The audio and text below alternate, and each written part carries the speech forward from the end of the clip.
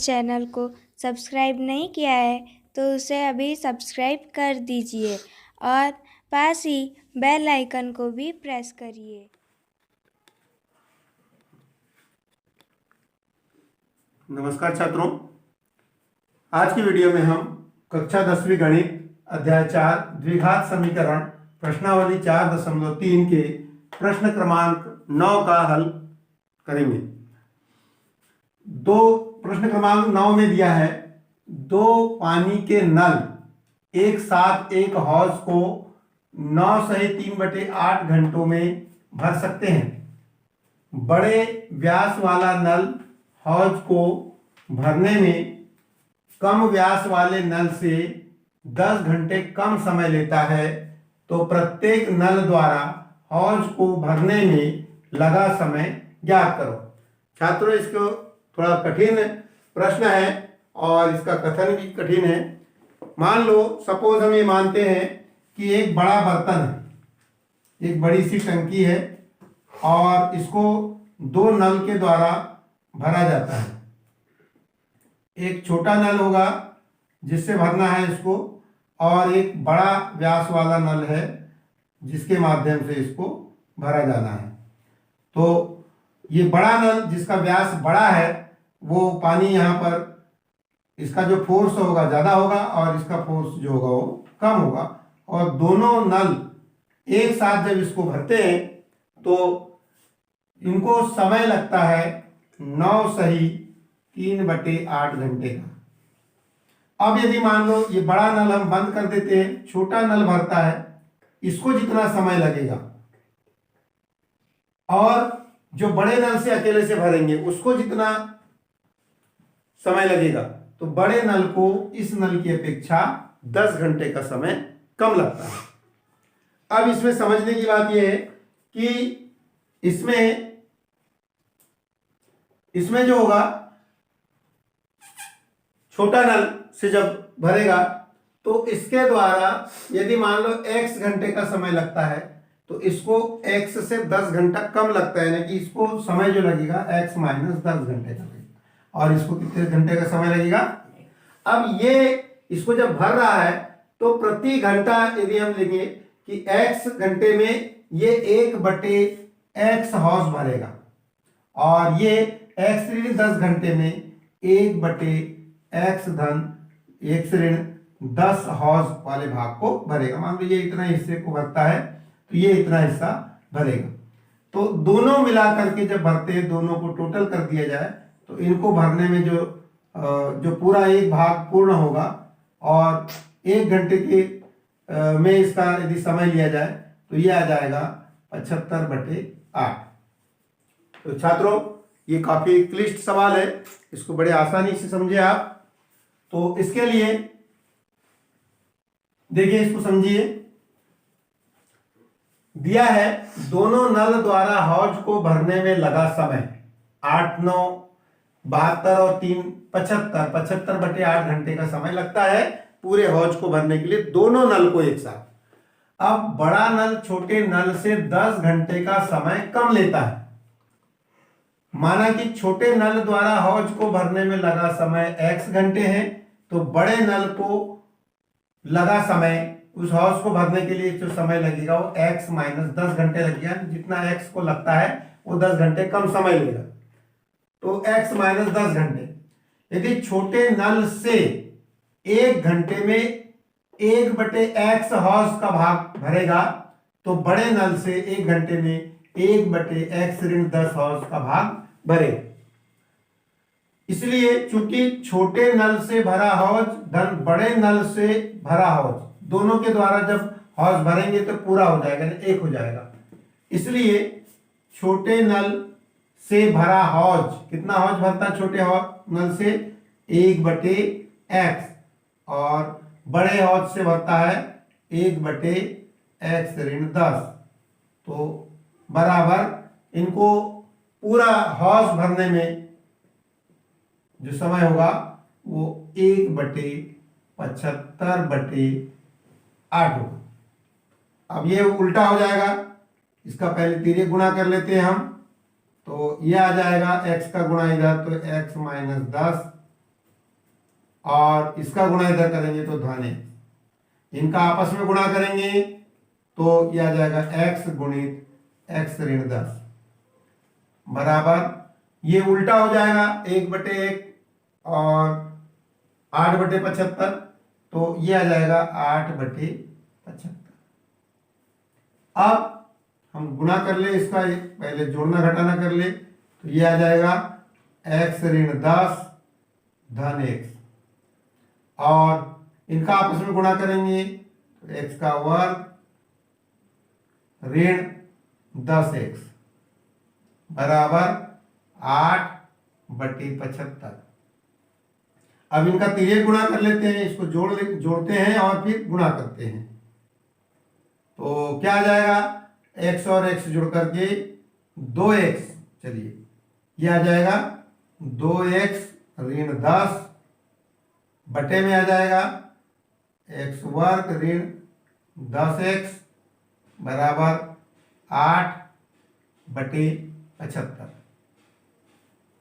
ठीक है छात्रों, अब इसका तिर्यक गुणा हम कर ले, तो इसका गुणा पहले करते हैं 8 का, यह आ जाएगा 8x का वर्ग और 8 10 में करेंगे तो 80x, 8 दाम 80 बराबर, इधर 75 का गुणा करते हैं तो 75 दूनी 150, 150x, और 75 का गुणा इसमें करेंगे तो ऋण 750। सबको इधर ला लेते हैं तो क्या आ जाएगा, 8x वर्ग ऋण 80x, ये 150x इधर आ जाएगा तो ऋण 150x, और ये आ जाएगा धन 750 बराबर हो गया 0। तो अब हमारे पास आ जाएगा 8x वर्ग, क्या आएगा वर्ग समीकरण, 8x वर्ग ऋण 80 और ऋण 150 दोनों जुड़ जाएंगे तो कितना हो जाएगा, ये 230 x और धन 750 बराबर 0। तो इस तरह से हमारे पास एक वर्ग समीकरण आ गया, 8x वर्ग ऋण 230 धन 750 बराबर 0। अब इसका हम गुणनखंड कर लेते हैं, ठीक है। यदि इसका हम 2 का भाग दे दे, इसको थोड़ा छोटा कर सकते हैं हम, तो ये आ जाएगा 2 × 8, 2 उसका भाग यहाँ भी जाएगा तो 115, 2 एकम 2 है ना, फिर 2 एकम 2 और बच गया 1, 2 पंचे 10, 115, और इसके बाद में ये कटेगा, 750 में 2 का भाग जाएगा, ये आ जाएगा 375 है ना, 2 तिया 6 बच गया 1, 2 7 14 बच गया 1, 2 पंचे 10, और 2 का भाग 0 में जाएगा तो 0। तो इस प्रकार से हमारे पास एक नया वर्ग समीकरण आ जाएगा, 4x का वर्ग ऋण 115x और धन 375 बराबर 0। ठीक है छात्रों, अब इसका हम बीच के पद को तोड़ के गुणनखंड विधि से हल करेंगे इसको। अब यदि 375 का हम गुणा करते हैं, ये वाले पद का इस पद से गुणा करते हैं तो कितना आ जाएगा हमारे पास, 375 गुणित 4, 375 गुणित 4 तो 4 पंचे 20 हासिल आया 2, 4 7 28 और 2 30 हासिल आया 3, और यह आ जाएगा 4 तिया 12 और 3 15, यानी 1500 आ रहा है। ठीक है छात्रों, तो 1500x ये आ गया 1500x का वर्ग। अब हमें इसको ऐसे दो भागों में तोड़ना है कि आपस में गुणा करें तो 1500 आ जाए और जोड़ने अथवा घटाने पर कितना आना चाहिए, 115 आना चाहिए। तो क्या जाएगा इसमें, इसको तोड़ के देखते हैं। इनके लिए संख्या कौन सी लेंगे हम। तो ये 4x वर्ग ऋण 115x धन 375 आ गया। छात्रों अब इसका हम गुणा करेंगे 375 में, तो ये कितना आता है, ये 1500 4 गुणित 375, 4 गुणित 375। तो इसका गुणा करेंगे तो 4 का गुणा 4 पंचे 20 की शून्य, हासिला 2, 4 7 28 और 2 30, हासिला 3 और 4 तिया 12 और 3 1500। ये 1500 x वर्ग आता है।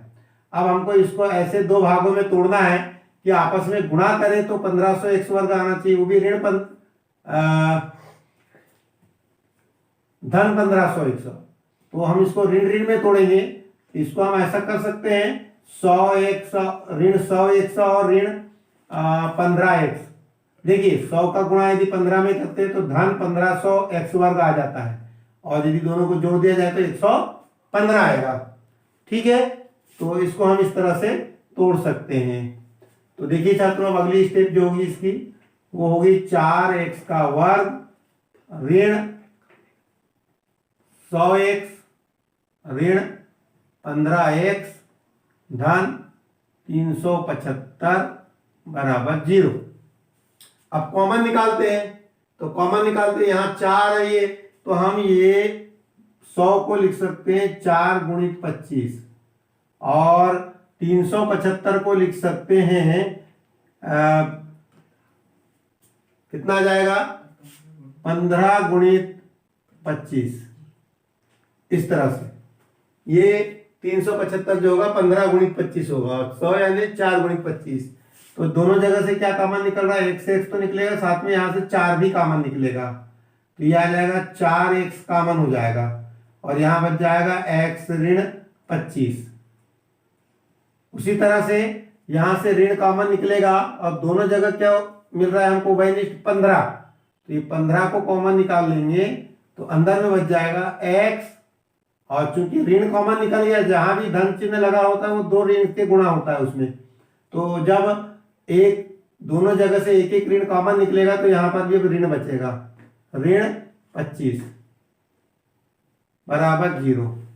तो आप देख रहे हैं दोनों भागों में x ऋण 25 कोष्टक समान रूप से उभयनिष्ठ है, इसको लिखेंगे x ऋण 25 और दूसरा बच जाएगा तो 4x ऋण 15। ठीक है, बराबर कितना आ जाएगा, 0। अब दोनों कोष्टकों का गुणनफल 0, ये कोष्टक गुणित ये कोष्टक बराबर 0, यानी कि x ऋण 25 बराबर 0 या 4x ऋण 15 बराबर 0।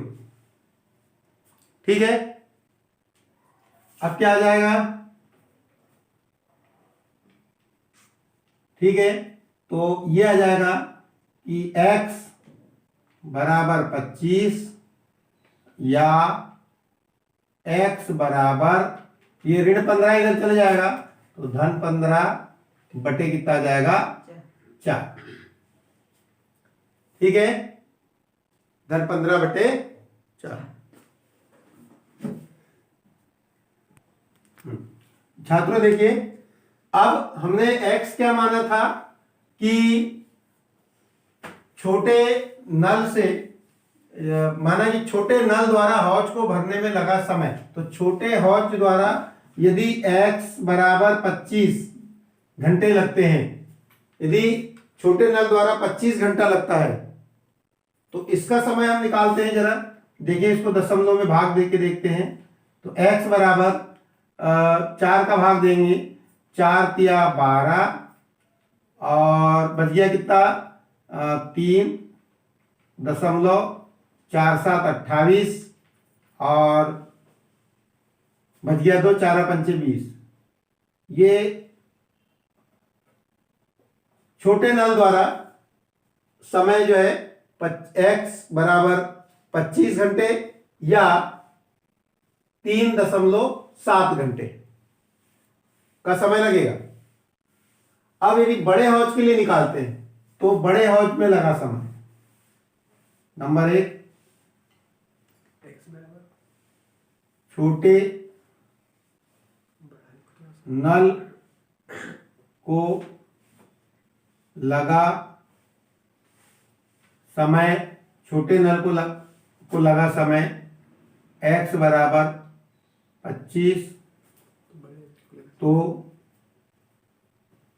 बड़े नल को लगा समय बराबर कितना आएगा? वो 10 घंटे कम समय लेता है, यानी 25 ऋण x ऋण 10, यानी 25 ऋण 10 यानी 15 घंटे। अब यदि मान लिया जाए छोटे नल को 3 घंटे का समय लगता है, 3.75 यानी कि 3.25 घंटे का समय लगता है, और बड़े नल को फिर कितना समय लगेगा? उससे 10 घंटे कम लेगा, तो वो ऋणात्मक में आ जाएगा, जो उसका मान मान्य नहीं होगा। तो लिखते हैं दूसरा, यदि छोटे नल को लगा समय x बराबर 3.75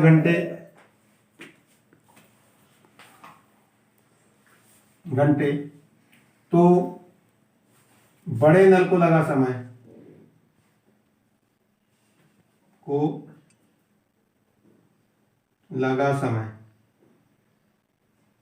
कितना हो जाएगा? x ऋण 10 यानी 3.75 माइनस 10। अब 10 में से यदि हम 3.75 घटाते हैं तो ये ऋणात्मक समय आएगा 6.25, ऋण 6.25 घंटे, जो कि समय ऋणात्मक नहीं होता है। तो जब समय ऋणात्मक नहीं होता है, इसलिए यह मान क्या हो जाएगा? अमान्य। तो यह समय जो होगा वो अमान्य होगा।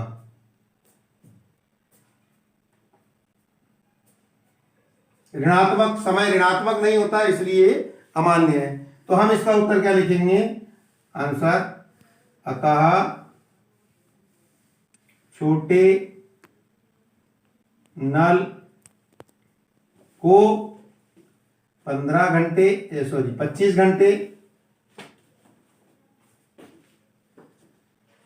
घंटे एवं बड़े नल को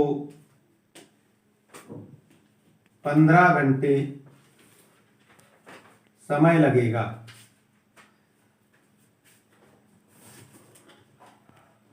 तो छात्रों, इस प्रकार से एक बहुत ही पेचीदा सवाल या कठिन सवाल है, जिसको समझने में और बनाने में काफ़ी दिक्कत होती है।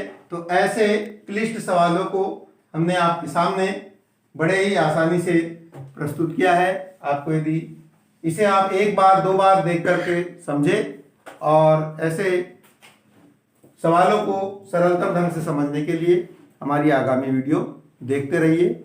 धन्यवाद।